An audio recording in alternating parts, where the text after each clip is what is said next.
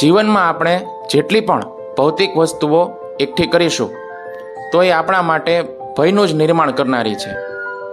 આપણે હૃદયની અંદર જાણીએ છીએ કે આપણે જીવન દરમિયાન જે કંઈ પણ એકઠું કરેલું છે, ચાહે એ પદ, પૈસો, પ્રતિષ્ઠા કે અન્ય કોઈ પણ ભૌતિક વસ્તુ હોય, પરંતુ કાળક્રમે એ નષ્ટ થઈ જ જવાની છે.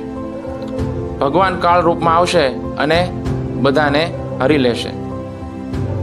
તો એવું શું છે કે જે ક્યારેય નષ્ટ નહીં થાય? એ છે ભગવાનનું પવિત્ર નામ.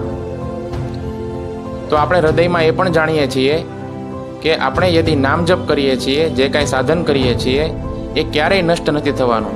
એને ક્યારેય કોઈ વ્યક્તિ છીનવીને નથી લઈ જઈ શકવાનું. એવો કોઈ ચોર નથી કે જે આની ચોરી કરી શકે. તો આ નામરૂપી જે ધન છે તે આપણે યદિ જીવનમાં એકઠું કરીશું તો એ ક્યારેય નષ્ટ નહીં થાય, કારણ કે આ એટર્નલ એકાઉન્ટ છે. તો આપણે જ્યારે રોજ સવારે ઉઠીએ ને તો આપણે એ નક્કી કરવું જોઈએ કે આપણે જીવનમાં શું એકઠું કરવું છે.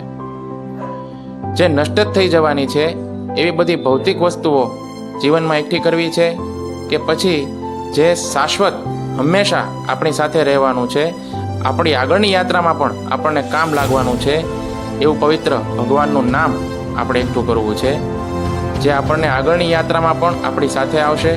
ભગવાનનું જે ભજન છે તે ક્યારેય નષ્ટ નથી થતું.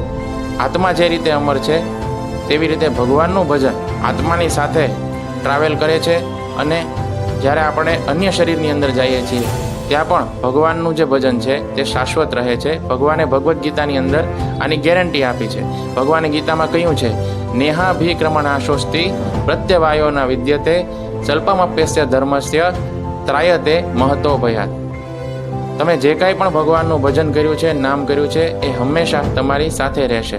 અને ભગવાન એ પણ આશ્વાસન આપે છે સાધકને કે એનું ભવિષ્ય કલ્પના કરતાં પણ અધિક ઉજ્જવળ છે, અને ભગવાન એને અભય પ્રદાન કરે છે.